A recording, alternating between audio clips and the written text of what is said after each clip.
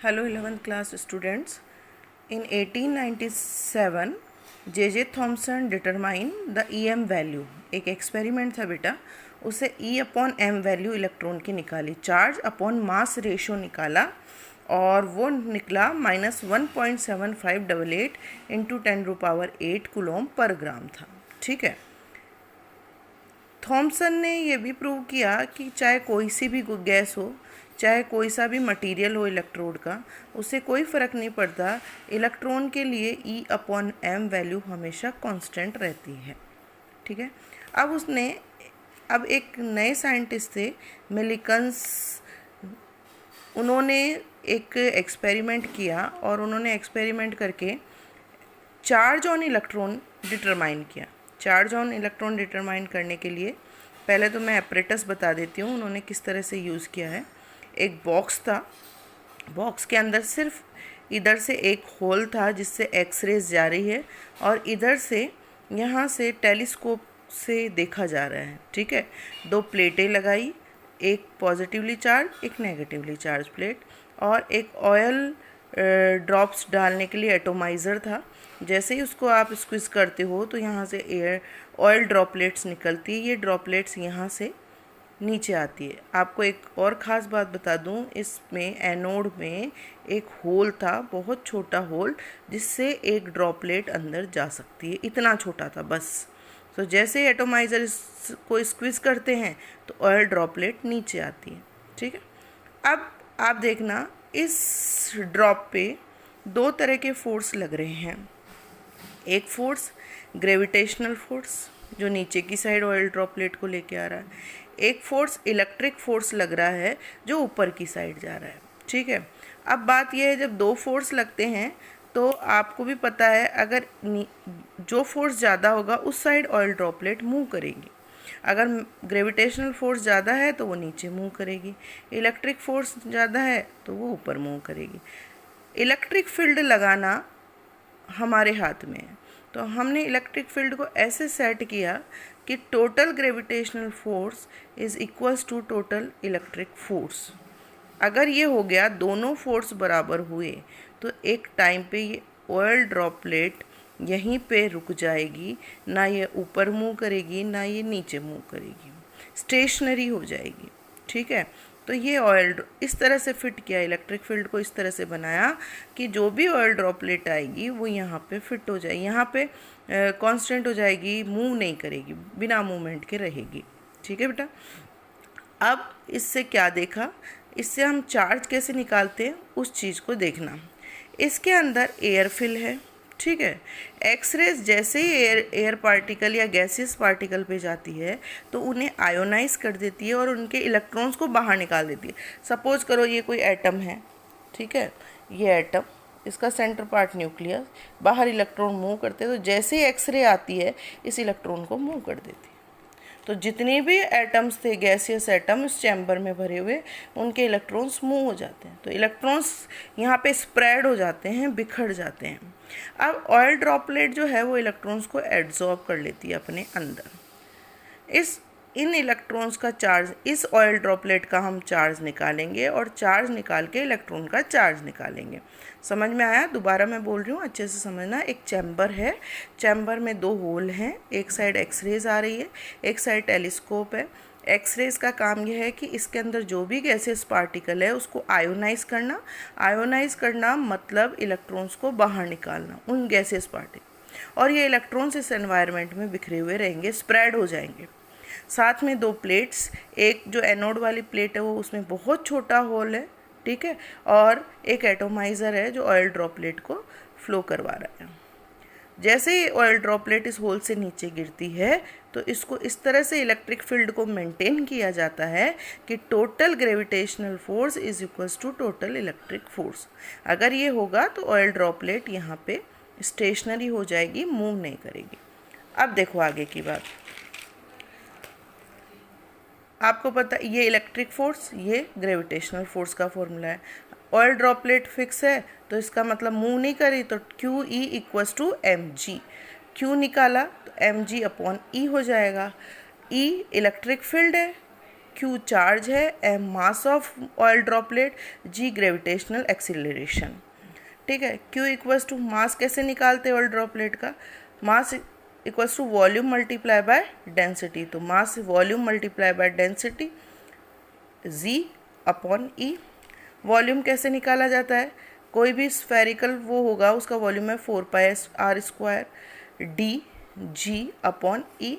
अब बात ये रेडियस कैसे निकालें, तो जितना होल है, देखो यहाँ पे ये होल है, इसकी जो रेडियस है उसको हम काउंट कर सकते हैं, उतना ही उसका सर्किल का ये ऑयल ड्रॉपलेट है। तो होल की रेडियस निकाल के हम इसकी रेडियस को डिटरमाइन कर सकते हैं। तो यहाँ रेडियस हम फिल कर सकते हैं। अब देखो ये सब क्वांटिटी हमें पता है, 4πr रेडियस आपको मैंने बताया, होल की रेडियस निकाल लेते हैं। डेंसिटी आपको ऑयल ड्रॉपलेट की बाहर से पता होगी, एक्सीलरेशन आपको पता है, इलेक्ट्रिक फील्ड आप खुद सेट कर रहे हो उसमें, यहाँ पे आप खुद सेट कर रहे हो तो आपको इलेक्ट्रिक फील्ड भी पता है।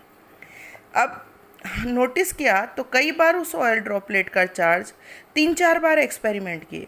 जैसे सपोज करो एक बार आया 3.2 × 10⁻⁻19, एक बार आया 6.4, एक बार आया 1.6, एक बार आया 6.4, एक बार आया 4.8। तो उसने ये नोटिस किया कि ये जितना भी वैल्यू आ रही है वो 1.6 × 10⁻⁻19 का मल्टीपल है। जैसे 1.6 मल्टीप्लाई बाय 2 हो जाए तो 3.2 हो जाएगा, 1.6 मल्टीप्लाई बाय 3 हो जाए तो 4.8 हो जाएगा, 1.6 मल्टीप्लाई बाय 4 हो जाए तो ये 6.4। मतलब जो स्मॉलेस्ट पार्टिकल है इलेक्ट्रॉन, जो उस ऑयल ड्रॉपलेट पे अगर मान लो एक ही इलेक्ट्रॉन एड्जॉर्ब हुआ है तो ये चार्ज क्रिएट करती है ऑयल ड्रॉपलेट। अगर 2 इलेक्ट्रॉन एड्जॉर्ब हुए हैं, एड्जॉर्ब तो कितने भी हो सकते हैं, तो ये चार्ज क्रिएट करती है। अगर 3 इलेक्ट्रॉन एड्जॉर्ब हुए हैं तो ये चार्ज प्रोड्यूस करती है, और 4 इलेक्ट्रॉन एड्जॉर्ब हुए तो ये, यानी एक इलेक्ट्रॉन का चार्ज जो है अगर हम देखें सबसे स्मॉलेस्ट वैल्यू है 1.6 × 10⁻⁻19, यानी एक इलेक्ट्रॉन का जो चार्ज है वो 1.6 × 10⁻⁻19 है। ये मिलिकन्स ऑयल ड्रॉपलेट एक्सपेरिमेंट था, इससे इलेक्ट्रॉन का चार्ज निकाला। तो हम नोटिस करेंगे कि सबसे पहले इलेक्ट्रॉन का E/m वैल्यू जे थॉम्सन ने निकाली। ये एक्सपेरिमेंट है, आपको बताएंगे क्लास में, इतना इम्पोर्टेंट नहीं है क्योंकि हमारे NCERT में नहीं है, फिर भी बता देंगे, कोई बात नहीं। तो ये E/m वैल्यू निकल गई। उसके बाद E वैल्यू निकाल ली आगे इस एक्सपेरिमेंट में, E वैल्यू निकल जाएगी यहाँ से, इलेक्ट्रॉन के चार्ज से ये पता चल गया 1.6 है। तो अब हमारे लिए मास निकालना बहुत ईजी है इलेक्ट्रॉन का। देखो कैसे, मास ऑफ इलेक्ट्रॉन कैसे निकलेगा। E/m वैल्यू हमारे सामने है, E वैल्यू हमारे सामने है। m वैल्यू निकालने के लिए E को डिवाइड करेंगे E/m से, तो E से E कटिंग, बचेगा क्या, m। तो ये वैल्यू हमारे पास आ गई।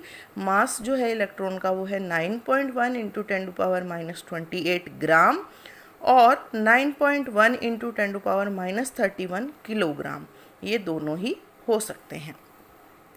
ग्राम में ये होगा, किलोग्राम में ये होगा। तो आपने नोटिस किया इलेक्ट्रॉन के बारे में सब कुछ डिस्कवरी बताई, उसके बाद उसने E/m वैल्यू, फिर आपका चार्ज कैसे निकलता है, फिर मास बताया। अब बात आती है सिर्फ क्या कैथोड रेज ही थे, इलेक्ट्रॉन्स ही होते हैं क्या एटम में, या प्रोटॉन भी होते हैं। तो हम यहाँ नया एक्सपेरिमेंट कर रहे हैं, पॉजिटिव रेज और canal raise discovery of proton. Proton की डिस्कवरी कैसे हुई, उस ही एक्सपेरिमेंट से प्रोटॉन की डिस्कवरी हो गई। कैसे हुई, वही एनोड वही कैथोड। एनोड कैथोड में एक स्पेशल बात यह है कि ये परफोरेटेड है, मतलब उसमें छोटे छोटे होल हो रखे हैं। ठीक, यहाँ गैसियस पार्टिकल थे, ठीक, आपको पिछले एक्सपेरिमेंट पता है।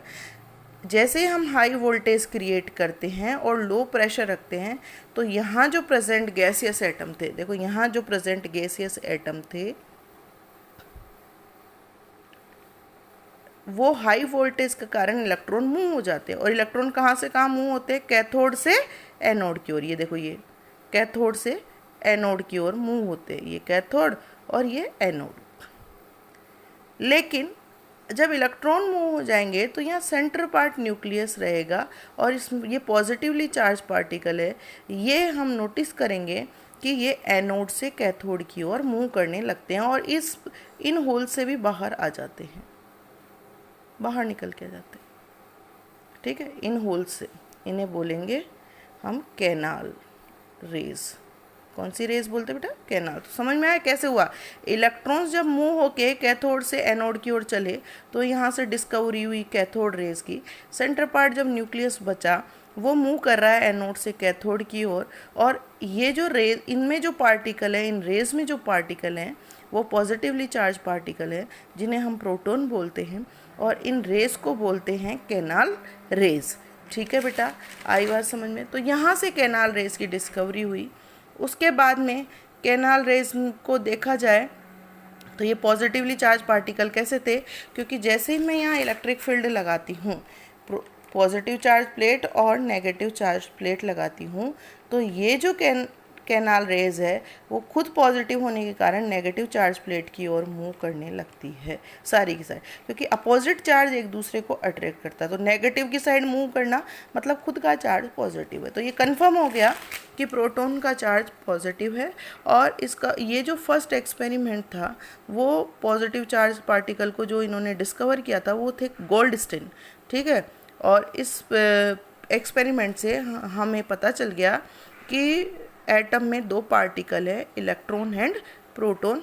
इनकी प्रॉपर्टीज सेम लगभग वैसी होती है कि स्ट्रेट लाइन में मूव करती है, ये शेडो क्रिएट करती है, इनमें एनर्जी होती है तो हीट एनर्जी प्रोड्यूस करती है।